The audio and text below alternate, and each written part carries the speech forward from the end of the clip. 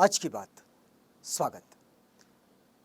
आप जानते हैं कि आज की बात में इस समय हम लोग तथागत के वचनों का, तथागत के मार्गदर्शन का जो पक्ष हमारे जीवन को उत्थान करने के लिए सक्षम है और जो हमारे जीवन को आगे बढ़ाता है, उसे हम अपने लिए समझने का प्रयास कर रहे हैं।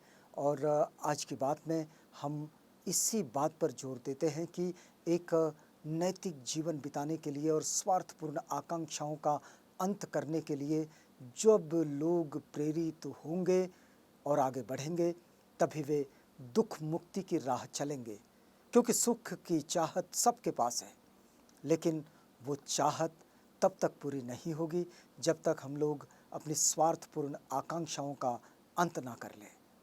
तो पिछली कड़ी में हमने आपको बताया था कि किस तरह से बुद्ध के सानिध्य में, यानी उनके वचनों के सानिध्य में हम अपने जीवन को बेहतर बना सकते हैं। देखिए, अमिताभ बुद्ध यहाँ से कहीं दूर नहीं है। कहा जाता है कि उनकी सुखावती लोक धातु कहीं दूर पश्चिम दिशा में है, किंतु वह तो उन लोगों के हृदय में भी है जो दिल से उनके साथ रहने की इच्छा करते हैं।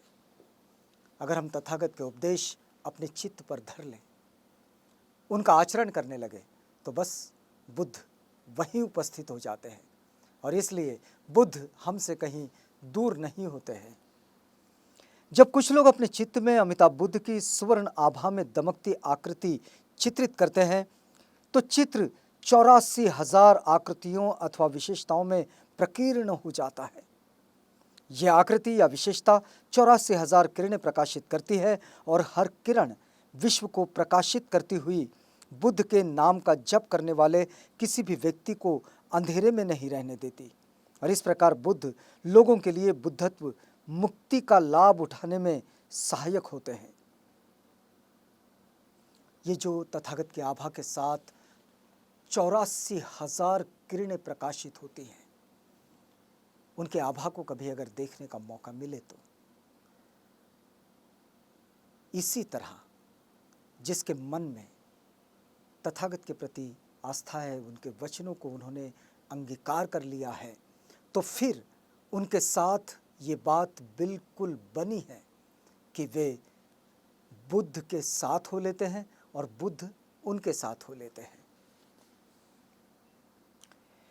बुद्ध की मूर्ति का दर्शन मनुष्य को बुद्ध के हृदय का दर्शन कराने में सहायक होता है।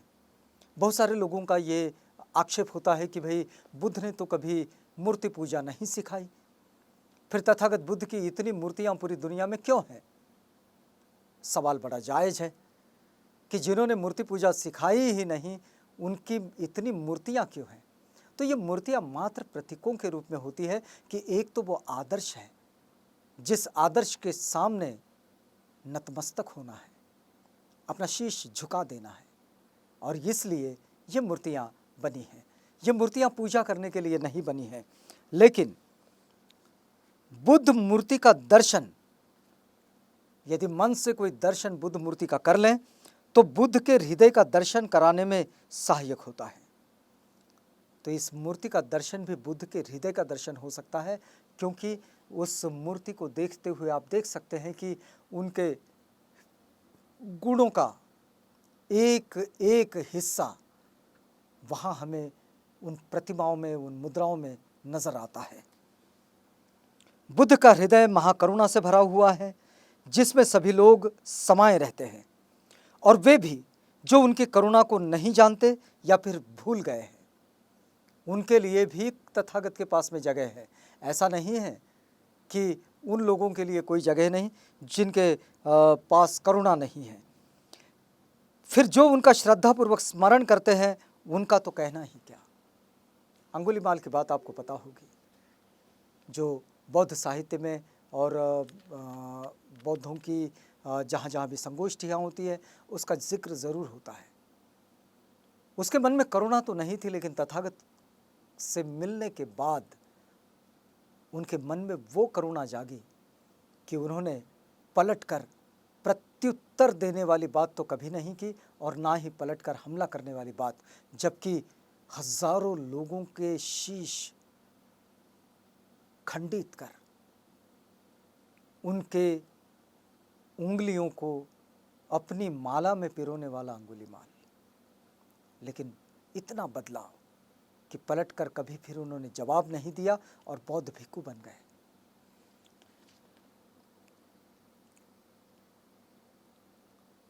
श्रद्धा रखने वालों को वे अपने साथ एक रूप हो जाने का अवसर प्रदान करते हैं।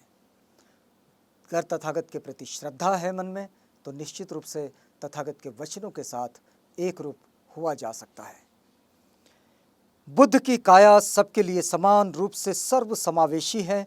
जो भी उनका स्मरण करता है, बुद्ध भी उसका स्मरण करते हैं और उसके मन में प्रवेश करते हैं।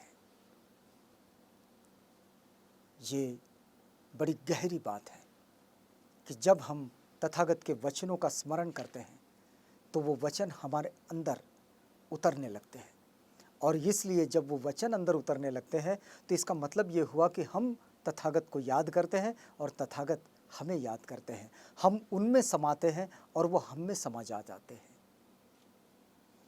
इसका अर्थ ये हुआ कि जब हृदय बुद्ध का ध्यान करता है, तब वो हृदय वास्तव में परिपूर्ण आकृति या विशेषता से युक्त बुद्ध ही है।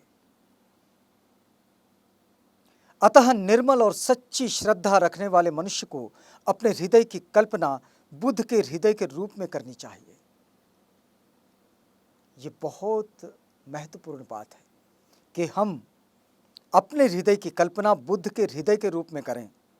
और बुद्ध का शरीर विभिन्न रूप धारण करने में सक्षम है और हर मनुष्य की क्षमता के अनुरूप विविध रूपों में प्रकट हो सकता है। वे अपने शरीर को विराट रूप में प्रकट कर सारे आकाश और अनंत नक्षत्र लोक के अवकाश को व्याप्त करते हैं। वे अपने सूक्ष्माति सूक्ष्म रूप में भी प्रकट करते हैं, कभी आकारों में, कभी शक्ति में, कभी मन में, कभी पहलुओं में, तो कभी व्यक्तित्व में। इसको समझे ऐसा, ये कोई भौतिक रूप की बात नहीं हो रही है। ये हो रही है उस रूप की बात जहाँ लोग एक दूसरे की मदद करते हुए दिखते हैं। तो करोड़ों लोग जब एक दूसरे की मदद के लिए एक दूसरे से गले मिल रहे हैं, उनके हाथों में हाथ डाले हैं, उनके कांधे से कांधा मिलाए हैं, तो बुद्ध इतने व्याप्त हो जाते हैं एक क्षण में। इतनी सारी भूमि को, इतने सारे परिवेश को व्याप लेते हैं। ये उनकी व्याप्ति है और यही उनका विस्तार भी है। फिर भी किसी न किसी रूप में उन लोगों के सामने अवश्य प्रकट होते हैं जो श्रद्धा से उनके नाम का जप करते हैं। ऐसे लोगों के सामने वे सदा दो बोधिसत्वों के साथ प्रकट होते हैं। करुणा के बोधिसत्व अवलोकितेश्वर और ज्ञान के बोधिसत्व महास्थाम प्राप्त। उनका ये प्रकटीकरण विश्वव्यापी होने के कारण यद्यपि कोई भी देख सकता है, किंतु वास्तव में श्रद्धावान लोग ही उन्हें देख पाते हैं।